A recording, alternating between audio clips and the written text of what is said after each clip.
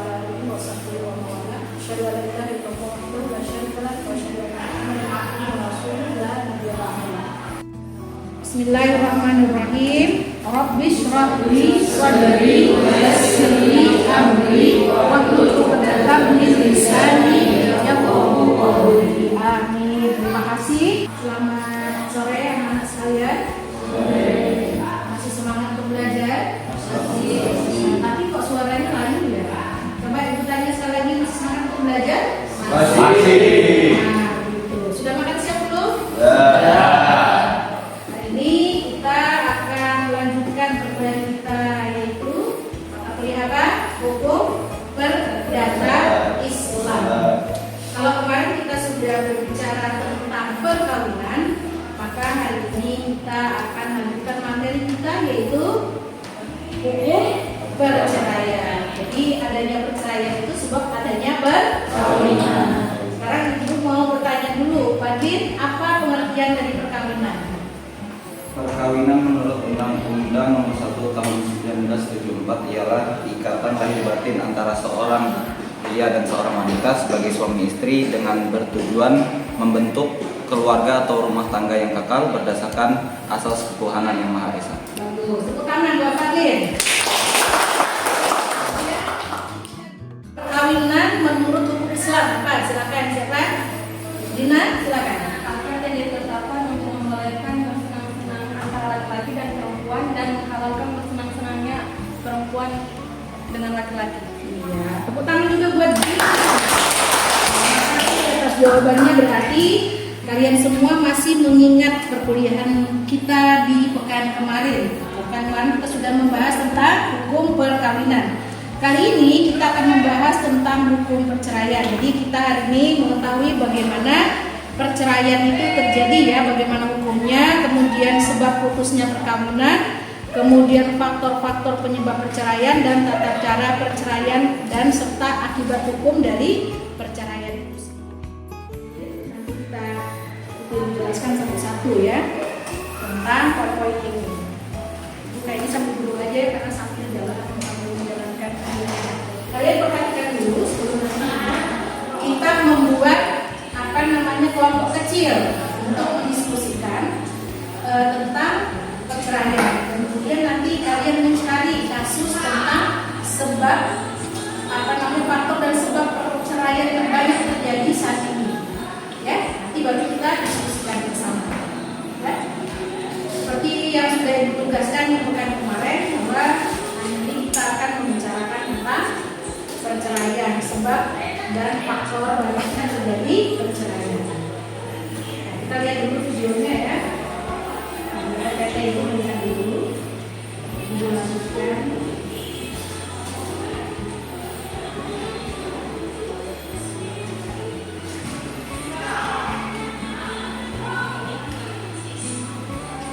Dengaran tidak suaranya?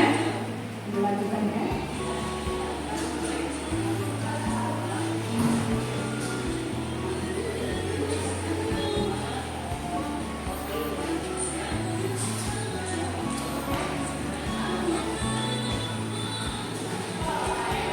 Materi utama kita yang pertama adalah perceraian menurut hukum perkawinan.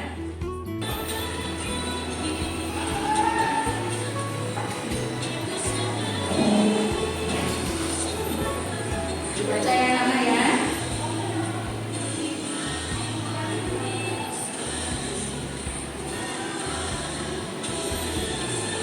Ini tidak sebab putusnya perkawinan. Ya.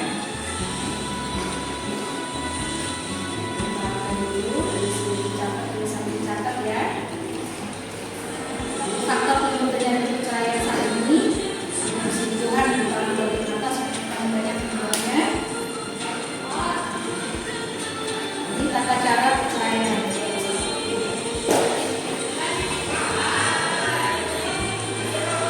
Akan dicatat dulu nanti baru kita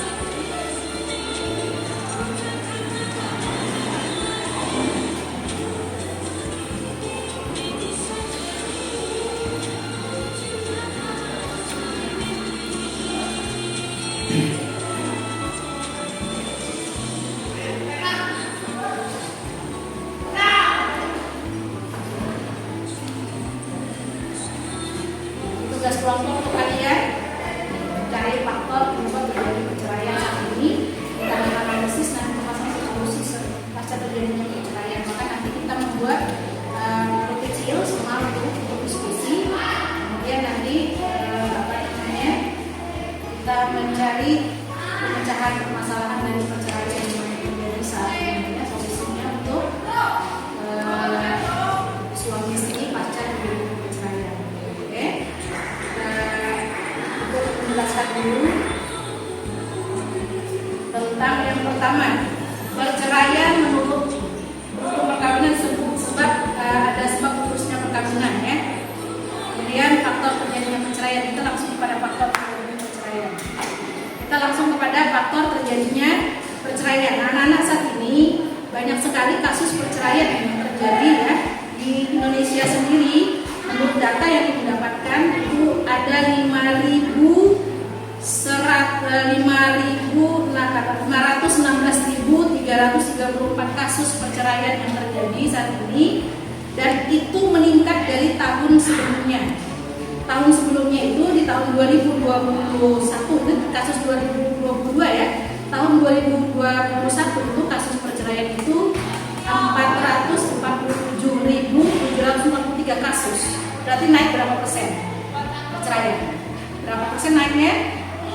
Berapa persen kira-kira? Hitungannya berapa persen? Banyak persen ya. Jadi 75,21%. Saat ini yang terjadi sangat banyak, bukan ya? Nah, faktor penyebabnya itu kebanyakan adalah masalah perselingkuhan, atau dia pergi, suami atau istrinya pergi ke tempat lain sehingga tidak kembali lagi sampai sekian lama. Jadi membuat istri atau suami itu mengajukan gugatan di pengadilan agama. Dan ini hanya kasus yang terjadi di pengadilan agama, bukan lagi di pengadilan yang lain ya. Belum lagi di pengadilan lain, di pengadilan agama.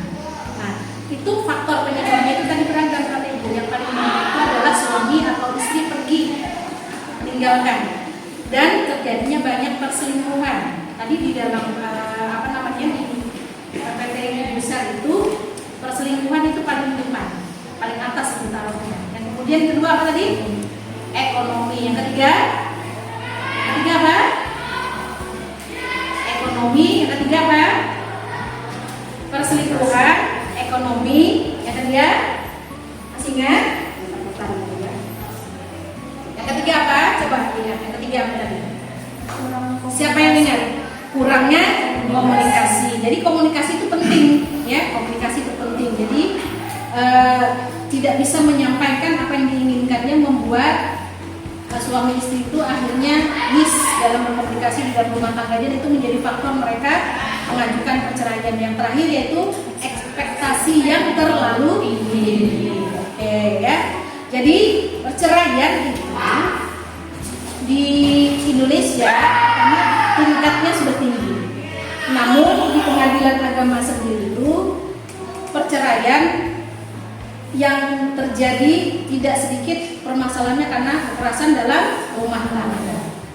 Kekerasan rumah tangga itu tidak boleh terjadi di Indonesia karena ada undang-undang yang menentukan bahwa kekerasan dalam rumah tangga itu siapapun pelakunya akan diberikan hukuman. Hukumannya apa namanya? Hukuman pidana. Dan itu ada di Undang-Undang tentang KDRT tahun nomor 23 tahun 2004. Jadi tidak boleh terjadi kekerasan kepada siapapun, apalagi kekerasan dalam rumah tangga. Ya, gitu ya. Nah, selanjutnya kita nanti akan membuat grup.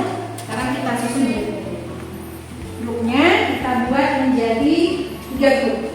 3 grup, silakan disusun dulu 3 grup. Yang di sini 3 grup, Dina, yang ulang.